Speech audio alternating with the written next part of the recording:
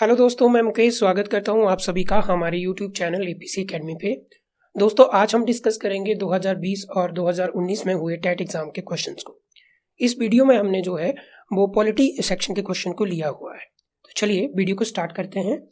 हमारा पहला क्वेश्चन है, समानता का अधिकार किस अनुच्छेद में दिया गया है? तो इस क्वेश्चन का राइट आंसर होगा आर्टिकल 14 टू आर्टिकल 18। वहीं बात करें मौलिक अधिकारों की, तो मौलिक अधिकारों का उल्लेख संविधान के तीसरे भाग और आर्टिकल 12 से लेकर 35 में किया गया है। इनमें से हम अधिकारों की बात करें तो वर्तमान में हमें कुल 6 मौलिक अधिकार प्राप्त हैं। पहला अधिकार है जो आर्टिकल 14 टू 18 में है, ये समानता का अधिकार है और यही क्वेश्चन हमसे पूछा भी गया था।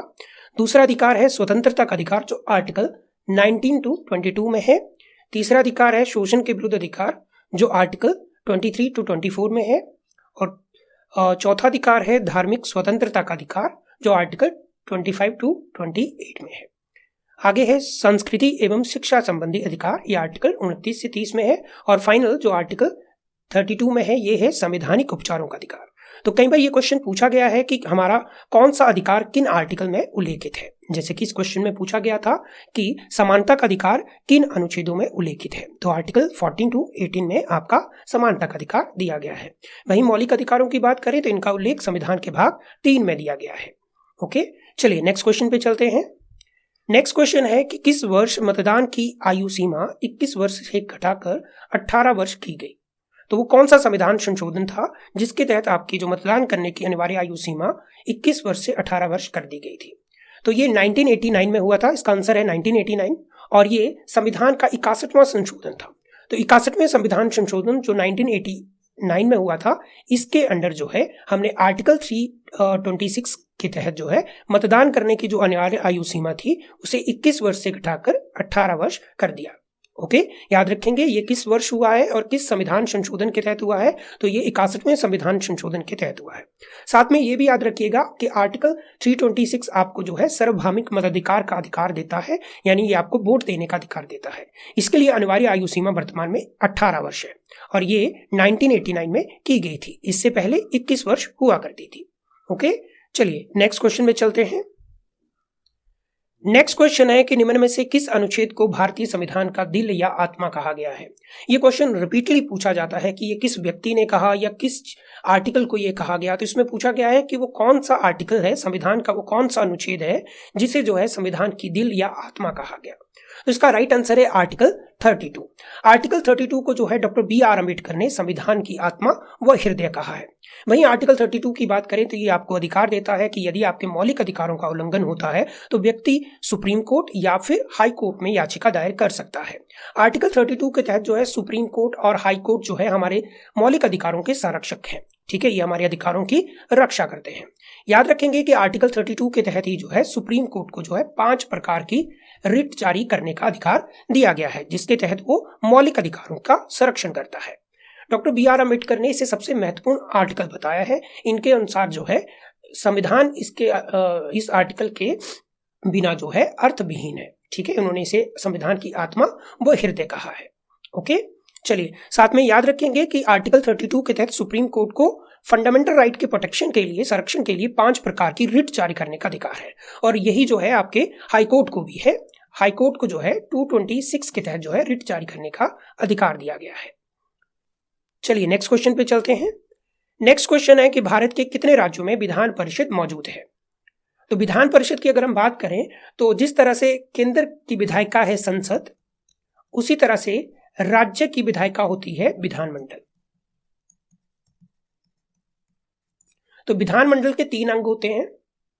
ठीक है, एक होता है राज्यपाल, दूसरा विधान परिषद और तीसरा विधानसभा। तो यहां बात हो रही है विधान परिषद की कि विधान परिषद कितने राज्यों में मौजूद है। तो इसका राइट आंसर है 6 राज्यों में वर्तमान में ये मौजूद है। और ये 6 राज्य कौन कौन से हैं? ये है आंध्र प्रदेश, कर्नाटका, तेलंगाना, महाराष्ट्र, बिहार और उत्तर प्रदेश। इन्हें याद रखने के लिए आप एक शॉर्टकट याद रखिए, टीबी, जुकाम। ठीक है, ये टीबी और ये जुकाम बीमारियां हैं। ठीक है, तो टी से याद रखेंगे तेलंगाना, बी से बिहार, जम्मू कश्मीर पहले विधान परिषद वहां पे हुआ करती थी, परंतु जम्मू कश्मीर का पुनर्गठन के बाद वहां पे विधान परिषद नहीं है, तो जे को साइलेंट रखेंगे आप। यू से उत्तर प्रदेश, के से कर्नाटका और ए से आंध्र प्रदेश और एम से महाराष्ट्र। ऐसे आपको ये याद हो जाएंगे और एग्जाम में कई बार पूछा भी जाता है कि किन राज्यों में या किस राज्य में जो है विधान परिषद का गठन है। टोटल 6 राज्यों में विधान परिषद का गठन है और उनमें से ये राज्य हैं जिनमें विधान परिषद का गठन है। वही बात करें कि विधान परिषद के गठन संबंधित प्रावधान जो है किस आर्टिकल में किए गए हैं, तो आर्टिकल 169 में जो है विधान परिषद के गठन व समापन संबंधित प्रावधान किए गए हैं। इसका स्ट्रक्चर भी आर्टिकल 169 में है।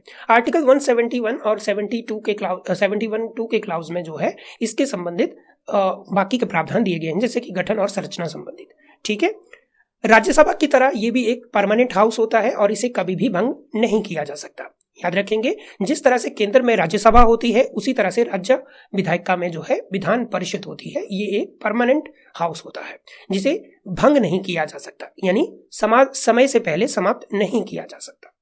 चलिए नेक्स्ट क्वेश्चन पे चलते हैं। भारतीय संविधान की किस धारा में यह व्यवस्था की गई है कि भारत का एक चुनाव आयोग होगा, यानी किस आर्टिकल में जो है चुनाव आयोग के गठन संबंधी प्रावधान किए गए हैं। तो इसका राइट आंसर है आर्टिकल 324। आर्टिकल 324 के तहत हमारे इलेक्शन कमीशन का गठन किया गया है। हमारे इलेक्शन कमीशन का गठन हुआ है 25 जनवरी 1950 को। इस डेट को याद रखिएगा, ये एग्जाम में बहुत बार पूछी भी गई है कि हमारे इलेक्शन कमीशन यानी निर्वाचन आयोग का गठन कब किया गया। तो 25 जनवरी 1950 को जो है इलेक्शन कमीशन का गठन किया गया है और किस आर्टिकल के तहत हुआ है, आर्टिकल 324 के तहत।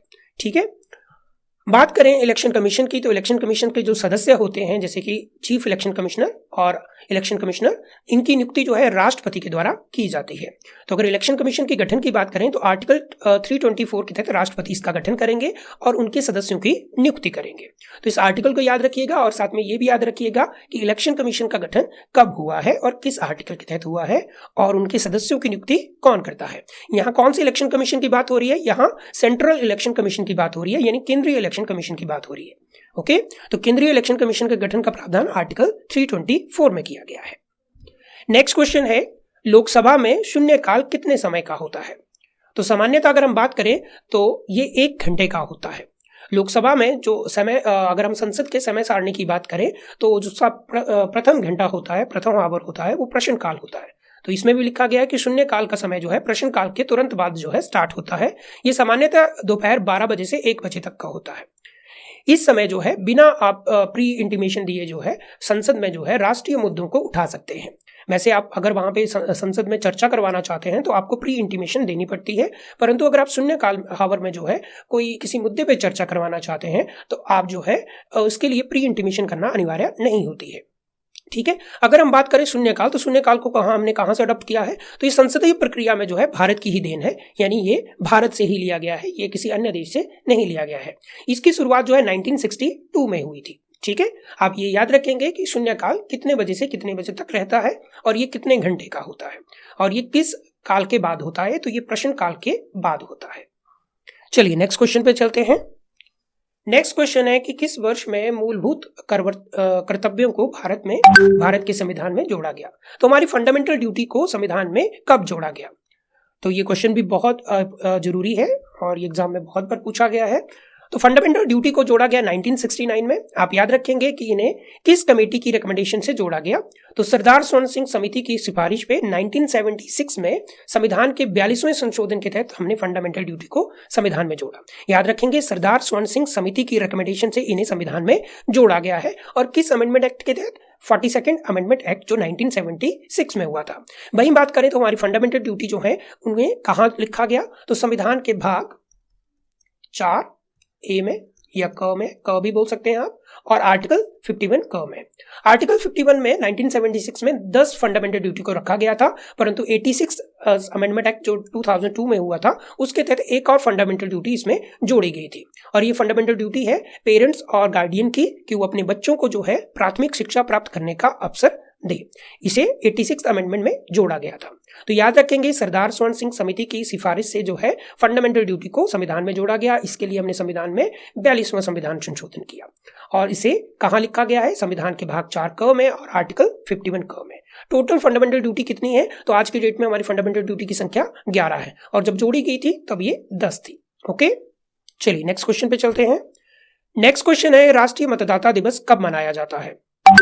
तो नेशनल वोटर डे हम कब सेलिब्रेट करते हैं, तो देखिए जिस दिन हमारे इलेक्शन कमीशन का गठन हुआ था, ठीक है, इलेक्शन कमीशन का गठन कब हुआ है? 25 जनवरी 1950 को। तो 25 जनवरी 1950 को जब निर्वाचन आयोग की स्थापना की गई थी, तो उसी दिन के उपलक्ष्य में जो है हमने 2011 में जो है प्रति वर्ष जो है 25 जनवरी को राष्ट्रीय मतदाता दिवस के रूप में मनाने का निर्णय किया था। तो 2011 से इसे जो है नेशनल वोटर डे के रूप में बनाया जाता है, याद रखेंगे। इलेक्शन कमीशन से जुड़े हुए प्रावधान जो है आपने पढ़ा कि आर्टिकल 324 में है। आर्टिकल 324 के तहत इलेक्शन कमीशन का गठन किया गया है। ओके, चलिए नेक्स्ट क्वेश्चन पे चलते हैं। नेक्स्ट क्वेश्चन है, भारत का राष्ट्रपति राज्यसभा में कितने सदस्यों को मनोनीत करता है?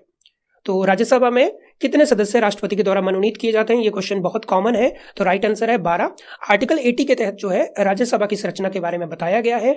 तो आर्टिकल 80 के तहत राज्यसभा में मैक्सिमम सदस्यों की संख्या है 250। हालांकि वर्तमान में ये संख्या जो है 245 है, ठीक है। इनमें से 12 सदस्य जो है राष्ट्रपति के द्वारा जो है मनोनीत किए जाते हैं और रिमेनिंग के जो है 238 जो है वो राज्यों और केंद्र शासित प्रदेशों से निर्वाचित किए जाते हैं। राष्ट्रपति इन सदस्यों को 6 सालों के लिए जो है मनोनीत करता है, यानी इनका कार्यकाल जो है 6 वर्षों का होता है।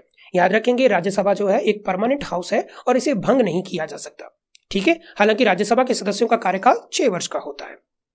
राज्यसभा का उल्लेख जो है आर्टिकल 80 में किया गया है, ठीक है। चलिए नेक्स्ट क्वेश्चन पे चलते हैं।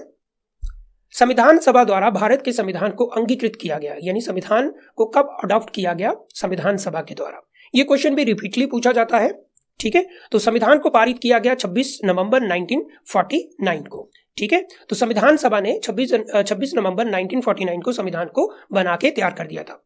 तो 26 नवंबर 1949 को संविधान सभा के 284 सदस्यों ने जो है इस पे हस्ताक्षर करके इसे पारित किया, ठीक है। पारित किया, अंगीकृत किया, अडॉप्ट किया, एक्सेप्ट किया, एक ही बात है, ठीक है। और इसी दिन को जो है हम जो है संविधान दिवस के रूप में मनाते हैं। याद रखिएगा, इसे हम संविधान दिवस के रूप में मनाया जाता है। हालांकि जो है संविधान को जो है इंप्लीमेंट किया गया, लागू किया गया 26 जनवरी 1950 को, और इस दिन को मनाते हैं गणतंत्र दिवस को।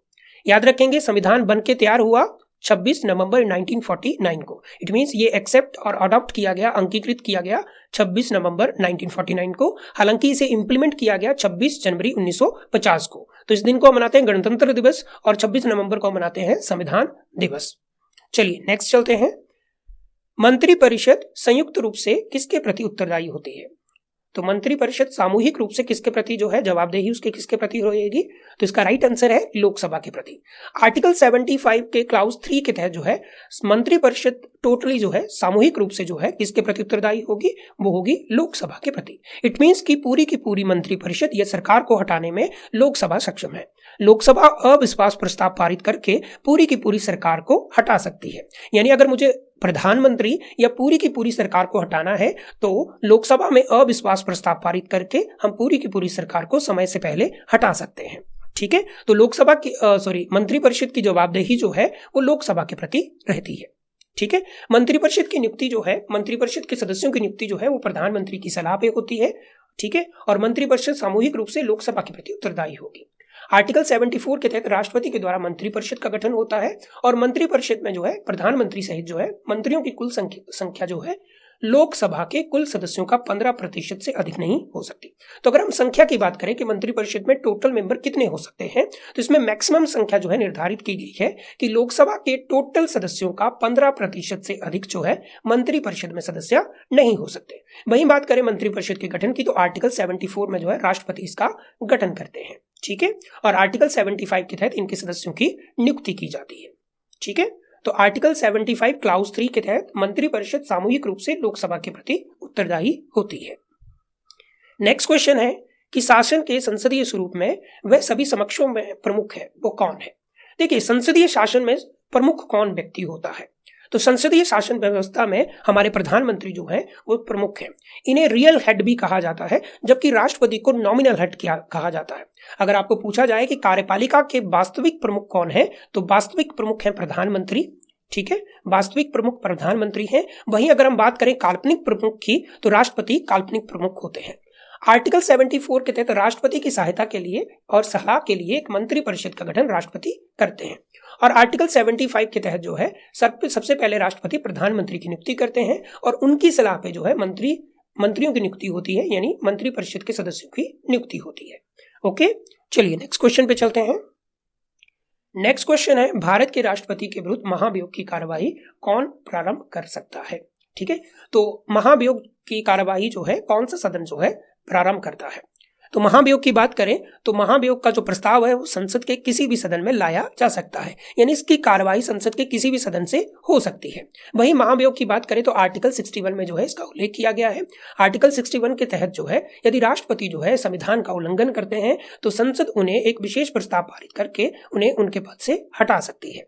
याद रहे कि इस प्रस्ताव को पेश करने के लिए 14 दिन पहले राष्ट्रपति को सूचित करना अनिवार्य होगा। कितने दिन? 14 दिन पूर्व जो है वो राष्ट्रपति को सूचित करना अनिवार्य होगा, यानी ये प्रस्ताव संसद के सदन में 14 दिन बाद ही लाया जा सकता है। यानी अगर आज राष्ट्रपति को सूचित किया जा रहा है तो 14 दिन के बाद ही इसे सदन में लाया जा सकता है।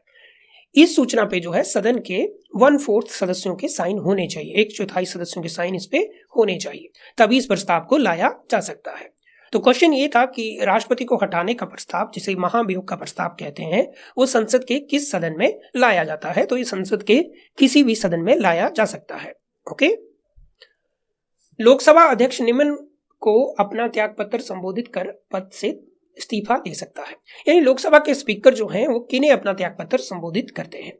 ठीक है, तो ये एक आसान क्वेश्चन है। लोकसभा के अध्यक्ष अपना जो है त्यागपत्र उपाध्यक्ष को सौंपते हैं। याद रखेंगे, लोकसभा के स्पीकर ने अगर अपने पद को छोड़ना है तो वो अपना त्यागपत्र जो है उपाध्यक्ष को सौंप के छोड़ सकते हैं। ठीक है, हालांकि इनका कार्यकाल जो है सामान्य जो है 5 वर्ष का होता है, परंतु ये लोकसभा के अध्यक्ष को अपना त्यागपत्र देके समय से पहले भी अपने पद को छोड़ सकते हैं।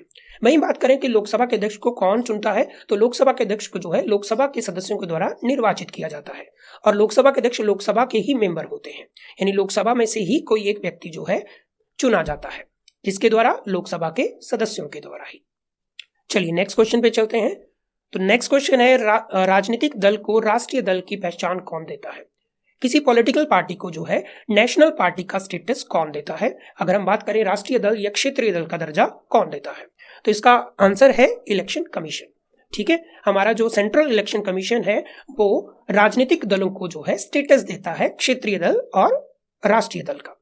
ठीक है, याद रखेंगे ये उनकी परफॉर्मेंस के आधार पर दिया जाता है कि चुनाव में उनका प्रदर्शन कैसा है। चुनाव के प्रदर्शन के आधार पे राजनीतिक दलों को जो है वो राष्ट्रीय दल और राज्य स्तरीय दल यानी डोमेस्टिक पार्टी का दर्जा दिया जाता है। ओके, जनप्रतिनिधि अधिनियम 1951 के अनुसार जो है राजनीतिक दलों का रजिस्ट्रेशन होता है और इसी के अंडर जो है उन्हें राज्य दल या राष्ट्रीय दल की दर्जा दिया जाता है, मान्यता दी जाती है। चलिएगा, तो ये था आज का हमारा वीडियो।